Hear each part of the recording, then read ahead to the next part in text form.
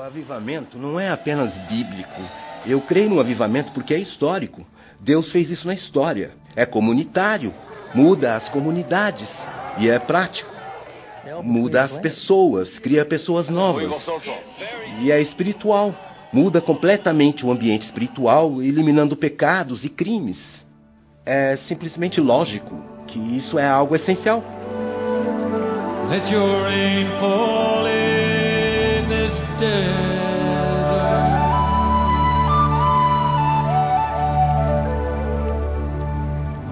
A transformação de uma sociedade em um nível regional não é comum, mas não é uma aberração. Como a história nos revela, isso ocorrerá quando e onde o Espírito de Deus tiver lugar. Como no Alto Ártico, as partes remotas da Escócia, as Hébridas, ecoam com contos do sobrenatural. E como o longínquo norte, este local rochoso e varrido pelo vento parece um lugar improvável para Deus visitar.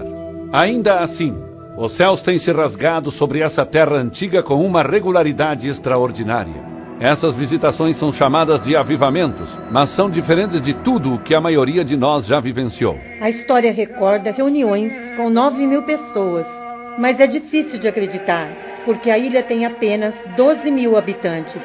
Em 1949, a presença de Deus desceu mais uma vez. Desta vez, na paróquia de Barvas. O refrigério era definitivamente necessário, mas não veio facilmente. O orgulho religioso e o legalismo tinham criado divisões profundas na igreja. Alguns clérigos se recusavam a crer que Deus poderia fazer uma grande obra sem começar com eles. Quando o refrigério enfim veio, eles se opuseram amargamente. Havia uma tremenda oposição da maior denominação. Mary Peckham era uma adolescente quando o avivamento explodiu, mas ainda se lembra da frieza espiritual que o antecedeu. A temperatura espiritual na ilha antes do avivamento era religiosa. Não era algo vivo, era um inverno espiritual. Nem todos estavam dispostos para enfrentar esse inverno. Avivamento é algo que, quando você experimenta, você sempre quer experimentar de novo. Uma pessoa que se converteu na época do avivamento, chamado Donald John Smith, se lembra como os intercessores locais arregaçaram as mangas. As pessoas oravam o tempo todo por esse avivamento. Oravam nos celeiros, você os ouvia orando. Entre os guerreiros de oração mais fervorosos estavam duas irmãs anciãs, uma delas quase cega. Oravam por avivamento várias vezes por semana, muitas vezes até tarde da noite. Elas estavam agarradas à promessa de Isaías 44. Porque derramarei água sobre o sedento e torrentes sobre a terra seca. Uma delas não conseguia nem sair de casa. Ela estava de cama. Então eu lia a Bíblia e orava com elas. Podíamos sentir a presença do Senhor. Elas conheciam seu Deus. Desafiado pela fé dessas mulheres de Deus, 7 líderes da igreja se reuniram em um celeiro próximo para orar. Por meses, eles clamaram a Deus para que ele despertasse um apetite ainda maior pela sua presença. Aquele foi o momento que definiu o começo do avivamento. Estavam em 1949, no meio do ano. À medida que os presbíteros continuavam sua intercessão no celeiro, perceberam que as luzes dos lampiões das casas e fazendas por perto ficavam acesas até tarde da noite. Algumas nunca se apagavam. A fome de Deus que as pessoas sentiam tinha ultrapassado o desejo de dormir. Os presbíteros perceberam que suas orações tinham sido respondidas. Era uma comunidade em oração. As pessoas choravam muito. Eles tinham tantas expectativas, tantos desejos. Eram como dores de parto. Eram orações dolorosas. Havia tanto anseio para que Deus viesse. E Deus respondeu. Com todos os empecilhos retirados, Jeová se aproximou. Uma coisa muito significativa acontecera na noite anterior. Tinha algo meio estranho, quase arrepiante, na atmosfera da casa. Sentíamos um poder e, depois, até mesmo a louça estava tremendo. Foi como se o Senhor tivesse descido como um vento poderoso. A casa tremia com o poder da oração e a presença do Senhor. E as pessoas ficaram com medo, porque algo sobrenatural estava acontecendo. A glória Shekinah de Deus desceu sobre toda a comunidade como uma luz sobrenatural visível, pairando sobre muitas casas nas fazendas. Havia luz sobre as casas. A glória do Senhor resplandecia por toda parte. Nós ficamos ali, de pé, sem saber o que dizer.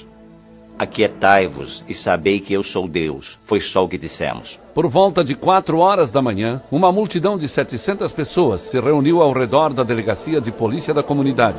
Muitos tinham viajado de vilas vizinhas, atraídos por um poder incompreensível. Andando na estrada principal, eles clamavam a Deus. Eles deitavam na estrada, pedindo que Deus tivesse misericórdia deles. Era como se de repente estivéssemos na eternidade. Questões eternas, coisas eternas, eram muito reais para nós. Uma figura-chave no desenrolar do avivamento foi o reverendo Duncan Campbell, um pregador fervoroso da Igreja Livre Unida. Ele andava impetuosamente para lá e para cá no púlpito, transpirando muito. Meus queridos irmãos, o segredo do Senhor é com aqueles que o temem. Os salões de culto ficavam lotados. Os incrédulos também vinham. Pessoas de todas as partes da ilha vinham. A igreja ficava superlotada. As pessoas sentavam nas janelas. E muitos outros do lado de fora. Ah, sim, tinha outro tanto de pessoas do lado de fora. Você pode fazer uma comunidade sentir o impacto de uma cruzada, dizia o fervoroso pregador. Mas apenas Deus pode fazê-lo sentir o impacto de Deus. A presença de Deus afugenta nossos programas. Um evangelista sem esforço especial, sem nada organizado nas teses dos esforços humanos. Mas a consciência da presença de Deus pode levantar uma comunidade inteira. Logo, o mover do Espírito de Deus foi sentido em outras ilhas, incluindo Harris, Bernera e Tiree. Mas é do avivamento em North Uist que Jim Blanchard se lembra mais. Foi no ano de 1957.